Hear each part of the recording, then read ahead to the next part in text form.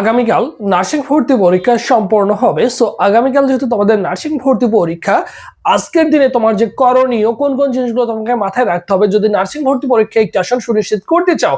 So এই জিনিসগুলো মাথায় রেখেই তুমি কি করবে, ভর্তি পরীক্ষা হলে প্রবেশ করবা। ঠিক আছে, সো যে কথাগুলো বলবো একটু মনোযোগ সহকারে শুনবা। ঠিক আছে, এখন দেখো এই যে নার্সিং ভর্তি পরীক্ষার তুমি কিভাবে, যেহেতু ভর্তি পরীক্ষায় 100টা এমসিকিউ থাকবে, তুমি কিভাবে আনসার করবা বা কিভাবে তোমার আনসার করা উচিত এই বিষয়টা নিয়ে আলোচনা করব।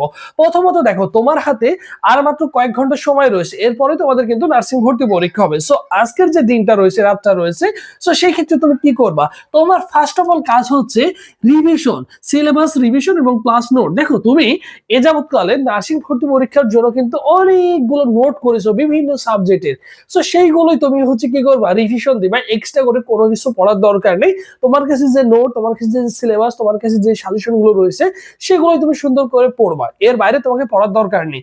এরপরে দেখো, যখন তোমাকে ভর্তি পরীক্ষার ওই মার্কশিটটা দেওয়া হবে, তখন তোমাকে একটু বিচক্ষণের সাথে আনসার করতে হবে। কিভাবে দেখো, এখন দেখো এখানে আমাদের বাংলা, জিকে, সাধারণ বিজ্ঞান, ইংলিশ এবং ম্যাথ রয়েছে।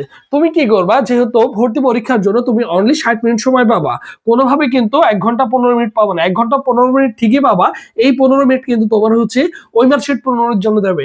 কিন্তু এই যে 60 মিনিট, এই 60 মিনিটেই তোমাকে কি করতে হবে, 100টা এমসিকিউ আনসার করতে হবে। সো সেই ক্ষেত্রে তুমি কি করবা, বাংলা, ইংলিশ, সাধারণ বিজ্ঞান, বাংলা, জিকে, সাধারণ বিজ্ঞান, ইংলিশ এবং ম্যাথ। তুমি কি করবা, শুরুতে বাংলা দিয়ে শুরু করো। তুমি আনসার করার সময় কি করবা, বাংলা দিয়ে শুরু করলা, এরপর জিকে দিয়ে শুরু করলা, এরপর দেখো সাধারণ বিজ্ঞান শুরু করবা, এরপর জিকে, ইংলিশ আছে, তোমার হচ্ছে ইংলিশ এবং ম্যাথ রয়েছে, সেটা তুমি লাস্টের দিকে আনসার করতে পারো।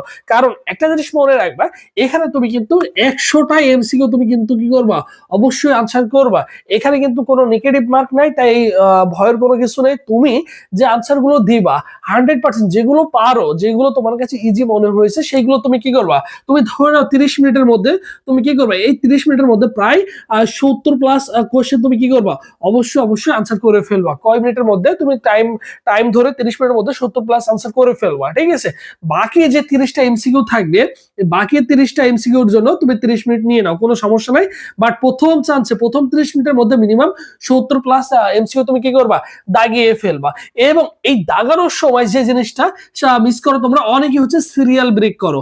এই সিরিয়াল ব্রেক জিনিসটা তোমার কিন্তু করা যাবে না। অনেক সময় দেখা যায় তুমি প্রশ্ন পড়ছো হচ্ছে 50 নম্বর, তুমি হচ্ছে কি করলা, আনসার করা মানে বৃত্ত ফরওয়ার্ড করার সময় তুমি চলে গেছো 51 নম্বর। এই কাজটা করা যাবে না, এই কাজটা কোনোভাবেই করা যাবে না। এই কাজটা অনেকেই করে, এই কারণে কি হয় না, তাদের কিন্তু চান্সটা হয় না। তাই তোমাকে কি করতে হবে, অবশ্যই তোমার হচ্ছে পোস্টের সাথে এবং ওইবারের সাথে সিরিয়ালটা যাতে ঠিক থাকে। তুমি যদি এখানে 40 আনসার করো, ওখানে কিন্তু 40ই তোমাকে কি করতে হবে, ভরাট করতে হবে। অনেকেই দেখা যায় এখানে 41 আনসার করছে, প্রশ্ন পড়ছে, 42-এ যায় সে বৃত্ত ভরাট করছে। এই কাজটা কোনোভাবেই করা যাবে না, এটুকু তোমাকে মাথায় রাখতে হবে। এরপরে এই যে একই কথা, 100টি প্রশ্ন উত্তর দিবেন। অনেকেই দেখা যায় বিগত বছরগুলোতে একই কাজ করে, বারবার বলা সত্ত্বেও তোমরা কি করো, এই যে প্রশ্ন কিছু রেখে আসো, এই রেখে আসা যাবে না। যেহেতু এখানে নেগেটিভ মার্ক নেই, পারো আর না পারো, তুমি অন্তত কি করবা, এখানে হচ্ছে দাগিয়ে আসবে। কারণ ভর্তি পরীক্ষায় 0.25 এর কারণেই কিন্তু অনেকের চান্স হয় না। ঠিক আছে, তাই তোমাকে কি করতে হবে, অবশ্যই 1 মার্ক বেশি পাবো মানে কি, তুমি 4-5 হাজার ছেলেমেয়ের আগে তোমার পজিশনটা থাকবে। 1 মার্কের জন্যই দেখা যায় অনেকের সরকারি কলেজে চান্স হয় না। তো সেই ক্ষেত্রে তোমার কি করতে হবে, অবশ্যই বিচক্ষণের সাথে সুন্দর করে গুছিয়ে উত্তর করে আসতে হবে। এটা কোনোভাবেই মিস করা যাবে না। এবং ভর্তি পরীক্ষার কেন্দ্রে অবশ্যই দেখো, ভর্তি পরীক্ষার কেন্দ্রে অবশ্যই তুমি হালকা নাস্তা করে যাবা। আর মিনিমাম ভর্তি পরীক্ষা তুমি যেখানে আসো বর্তমানে এই মুহূর্তে অবস্থান করছো, সেখান থেকে তোমার দূরত্ব বুঝে তুমি বাসা থেকে বের হবা। এবং পাশাপাশি রাস্তায় তো যানজট থাকেই, তো সেই ক্ষেত্রে অবশ্যই কেন্দ্রে তোমাকে মিনিমাম 45 থেকে 1 ঘন্টা আগে তুমি কেন্দ্রে পৌঁছে যাবা।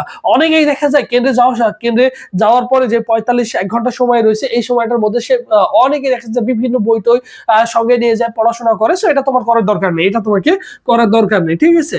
আবার পরের দিন সকালে তোমার পরীক্ষা, সো সকালে তোমার পড়ার দরকার নেই, যা যা পড়াশোনা করার দরকার এই মুহূর্তে তুমি কি করবা, আজকে কমপ্লিট করে ফেলবা। তুমি তোমার যে নোটগুলো তৈরি করা আছে, যে রিভিশন গুলো তোমাকে যা যা যা দিতে হবে, যেগুলো তোমার যেমন ফিজিক্সের ক্ষেত্রে সূত্র, মাত্রা, একক, যেগুলো তোমাকে নোট করতে হবে, মাত্র যেগুলো মুখস্থ মান রয়েছে সেগুলো তুমি একটু কি করবা, আজকেই দেখে যাবা, কিন্তু সময় মতো পরীক্ষার হলে তুমি পৌঁছে যাবা। নির্ধারিত টাইমে তোমাদের কিন্তু আগামীকাল শুক্রবার তোমাদের কি হবে, পরীক্ষা হয়ে যাবে। সকাল 10টা থেকে 11টা 15 মিনিট পর্যন্ত তোমাদের অনলাইনে অফলাইনে পরীক্ষা হয়ে যাবে। তোমার নির্দিষ্ট কেন্দ্রে তুমি কি করবা, অবশ্যই পৌঁছে যাবে। সো তোমাদের সকলের জন্য শুভকামনা রইল। আশা করি তোমরা সকলেই সুন্দর করে গুছিয়ে ভালো একটা পরীক্ষা দিয়ে আসবে। ঠিক আছে, সো সবাই ভালো